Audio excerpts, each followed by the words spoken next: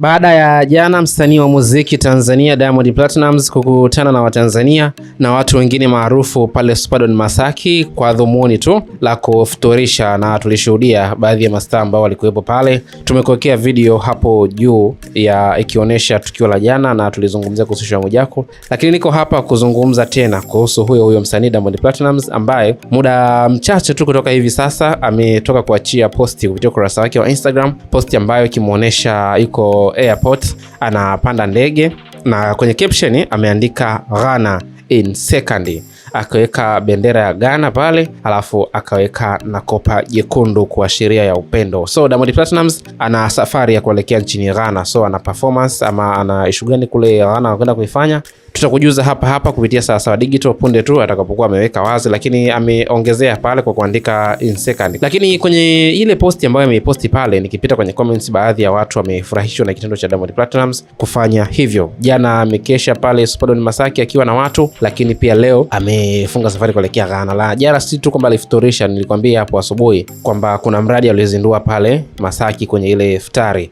na kwenye caption hapa watu wengi wamempongeza kwa kuonesha kwamba wanathamini kile ambacho Diamond Platnumz anakifanya. Kuna huyu ameandika kwamba huyu baba hapumziki aisee, akaweka na emoji kama ya kushangaa fulani hivi, ni kufurahisha tu na juhudi ambazo anazifanya Diamond Platnumz. Lakini Aristote akamwambia Simba, akaweka nyota na kumnyoshia mikono kwamba kumsaluti. My brother for love akamtagi Diamond Platnumz, mwingine akasema sana Biggie unazurura sana. Kuna huyu mwingine anasema msalimie Fantana man, akaweka na emoji za kucheka, akaendelea kuandika kusema kwamba kizuhura kiende zake kwa Bi Hadija, mwezi mtukufu kwanza huu, alafu akaweka tena emoji za kucheka. Huyu Fantana ni mtepuko wa Diamond Platnumz na alishawahi kuwa naye kwenye mahusiano ya kimapenzi. So huyu aliandika komenti hapa anamaanisha kwamba Zuchu atakuwa amefunga huu mwezi wa Ramadhani. So Diamond Platnumz yeye endelee tu kukiwasha na huyo Fantana, kwa mujibu wa komenti, si maneno yangu hayo. So ni watu wengi ukipita kwenye comments pale wamejaribu tu kumnyoshia mikono juu na kuona ya kwamba wanaheshimu kile ambacho Diamond Platnumz anakifanya. Hapo muziki halali, hachoki, yeye anapiga kazi tu kama ambavyo watu na wadau wamesema kwenye comment. Ni hayo tu ambayo nimekuletea hapa kupitia kurasa rasmi ya Diamond Platnumz, na hii ni Sawasawa Digital, habari